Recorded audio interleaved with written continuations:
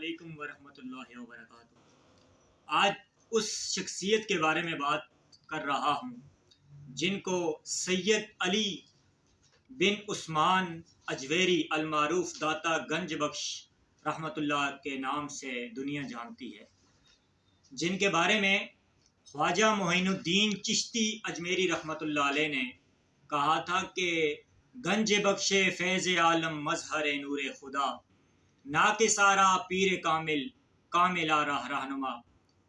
گنج کا معنی ہوتا ہے خزانہ، کہ پوری دنیا میں آج بھی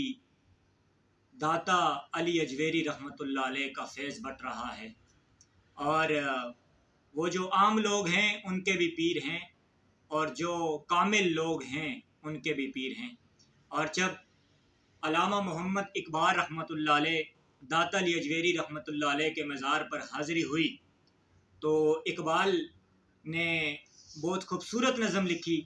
کہ سید اجویر مخدوم امم مرکد و پیر سنجر حرم، کہ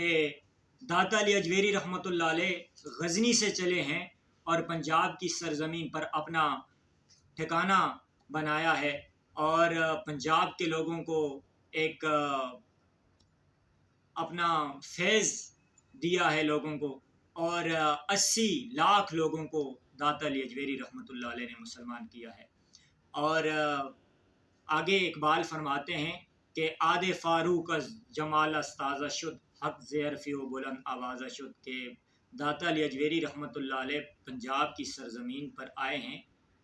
انہوں نے ایسی تبلیغ کی ہے کہ حضرت عمر کی دور کی یاد تازہ کر کے رکھ دی ہے۔ اور آگے فرماتے ہیں کہ خاک پنجاب از دم و زندہ گشت، صبح ماز میرے و تبندہ گشت، کہ آج بھی پنجاب کی سرزمین پر جو سورج چمک رہا ہے وہ داتا علی اجویری رحمۃ اللہ علیہ کے